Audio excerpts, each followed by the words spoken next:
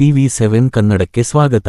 ಚಳ್ಳಕೆರೆ ತಾಲೂಕಿನ ನಾಯಕನಹಟ್ಟಿ ಹೋಬಳಿಯ ಮನಮೈನಹಟ್ಟಿ ಗ್ರಾಮದಲ್ಲಿ ಅಕ್ರಮ ಮದ್ಯ ಮಾರಾಟ ಆರೋಪ ಕ್ರಮಕ್ಕೆ ಮಹಿಳೆಯರ ಪ್ರತಿಭಟನೆ.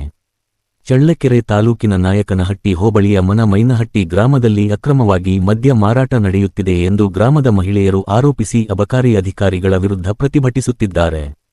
ಗ್ರಾಮದ ಹಲವು ಅಂಗಡಿಗಳು ಹಾಗೂ ಮನೆಗಳಲ್ಲಿ ಅಕ್ರಮವಾಗಿ ಮದ್ಯ ಮಾರಾಟ ನಡೆಯುತ್ತಿದ್ದರೂ ಅಬಕಾರಿ ಇಲಾಖೆ ಅಧಿಕಾರಿಗಳು ಕ್ರಮ ಕೈಗೊಳ್ಳುವಲ್ಲಿ ವಿಫಲರಾಗಿದ್ದಾರೆ ಎಂದು ಮಹಿಳೆಯರು ಆರೋಪಿಸಿದ್ದಾರೆ. ಖಾಸಗಿ ಅಂಗಡಿಯೊಂದರಲ್ಲಿ ನಡೆಯುತ್ತಿರುವ ಅಕ್ರಮ ಮದ್ಯ ಮಾರಾಟದಿಂದ ಗ್ರಾಮದಲ್ಲಿ ಕುಟುಂಬಗಳ ಶಾಂತಿ ಹಾಳಾಗಿದ್ದು, ಅನೇಕ ಬಡ ಕುಟುಂಬಗಳು ಸಂಕಷ್ಟಕ್ಕೆ ಸಿಲುಕಿವೆ ಎಂದು ಮಹಿಳೆಯರು ತಮ್ಮ ಆತಂಕ ಹೊರಹಾಕಿದ್ದಾರೆ. ಪ್ರತಿದಿನ ಬೆಳಗ್ಗೆಯಿಂದಲೇ ಮದ್ಯ ಮಾರಾಟ ಆರಂಭವಾಗುತ್ತಿದೆ.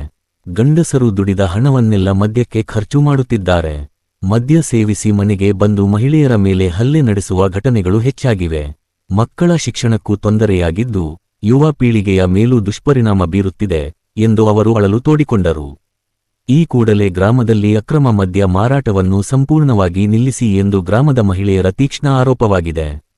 ಅಲ್ಲದೆ ತಪ್ಪಿತಸ್ಥರ ವಿರುದ್ಧ ಕಠಿಣ ಕ್ರಮ ಕೈಗೊಳ್ಳುವಂತೆ ಅಬಕಾರಿ ಇಲಾಖೆಗೆ ಮಹಿಳೆಯರು ಮನವಿ ಮಾಡಿದ್ದಾರೆ.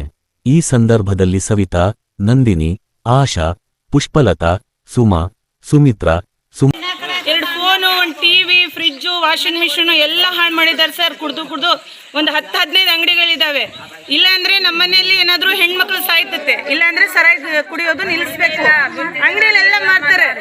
ನಮಗೆ ನ್ಯಾಯ ಬೇಕೇ ಬೇಕು. ಯಾಕಂದ್ರೆ ನಾವು ಕಷ್ಟಪಟ್ಟು ದುಡಿಮೆ ಮಾಡಿ ಸಾಮಾನುಗಳೆಲ್ಲ ತಗೊಂಡು ಆ ಸರಾಯಿಗೋಸ್ಕರ ರಾತ್ರಿ 3 ಗಂಟೆಗೆ ಎದ್ದು ದುಡಿತಾರೆ. ಆ ದುಡಿಯೋ ದುಡ್ಡಲ್ಲಿ ಅರ್ಧಕ್ಕರ್ಧ ಸರಾಯಿಗೆ ಹಾಕ್ತಾರೆ. ಮನೇಲಿರೋ ಸಾಮಾನುಗಳೆಲ್ಲ ಹೋಗಿದ್ದಾರೆ.